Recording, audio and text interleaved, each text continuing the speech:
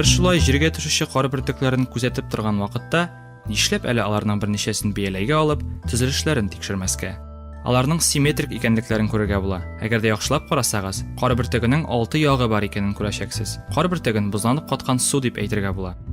Ләкин аны суыткычтагы боз кисәге белән чагыштырсаң, аларның төрле әйбер икәне аңлашыла. Сыеклык туңып, каты юлы белән балыкка килә торган боз кисәгеннән аермалы буларак, кар бөртекләре су парының шундук бузга әйләнүе белән балыкка килә. Тик моның белән әле кар бөртегенең ни өчен 6 яклы булуын аңлатып булмый. Анысын аңлар өчен безгә суның физик үзенчәлеген тирәнрәк өйрәнергә кирәк. Су 2 водород атомы һәм 1 кислород атомыннан тора. Бер су молекуласы үз эченә 10 протон һәм 10 электрон ала. 8 кислород атомыннан һәм 1 водород атомыннан. Кислород атомының тышкы элпәсеннән 2 электрон, водородның 2 электроны белән электрон парлар барлыкка китерә.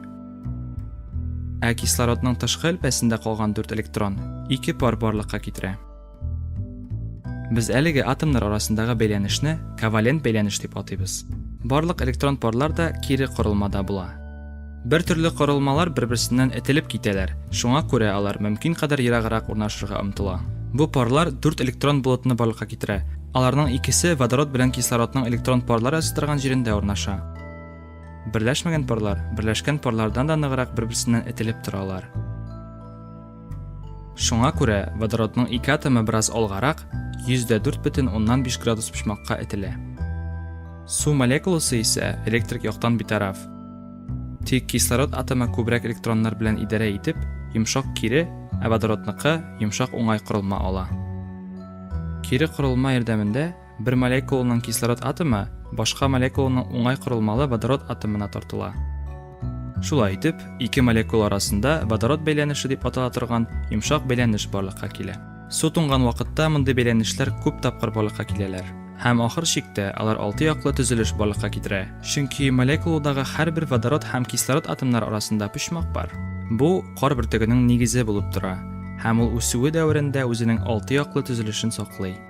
Кар бөртеге һава сөрешендә булганда, су пары молекулалары 6 якны саклап бара. Һәм кар бөртеген тора бара берникадәр зурайта. Кар бөртегенең аерым бер төзелеш алуы дымлылык һәм температура кебек атмосфера шартларыннан тора. Кар бөртегенең төшкән вакытында һава торышы үзгәрү аның үсү рәвешенә тәэсир итәргә мөмкин. Һәм 2 кар бөртегенең төшкән юлларында әз генә аерма булу да аларның төзелешен төрле итәргә мөмкин. Әмма бер кар бөртегенең 6 очлы ягына карата шартлар охшаш булганга күрә, кар бөртеге симметрик булып үсәргә мөмкин. Һава торышы җирдә яткан карга да тәэсир итә. Җирнең югары температурасы карны җепшек һәм әвәләргә җиңел итә.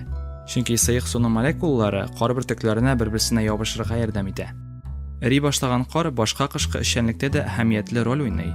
Ул да булса чаңгы шуу. Нык кыры кар өстеннән шууы бик авыр. Чөнки каты кар бөртекләре һәм чаңгы асты арасында артык көчле ышкылы барлыкка килә. Димәк, чаңгы шуганда менә нәрсә була?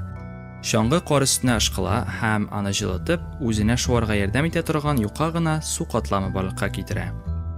Шуңа күрә чынлыкта чаңгы кардан шуа түгел, ә су өстеннән шуа. Тик дөресе шул ки, ничек кенә тырышсагыз да, сез 2 бер төрле кар бөртеген таба алмаячаксыз. Һәм әлеге серне галимнәр әле дә шиша алмыйлар. Тик без шунысын беләбез. Бу кар бөртеге ясалганда күп төрле тармаклану нокталары булуга һәм температура белән дымлылык аермаларына бәйле. Ә җавапны көткән арада без әлеге кичкенә фракталларның күктән төшү белән соклана алабыз. Тәрҗемә Олия Ваншина, монтаж Олина Ахмәтова, текстны укыды Булат Шаймиев. Гыйлем берләшмәсе 2017 ел.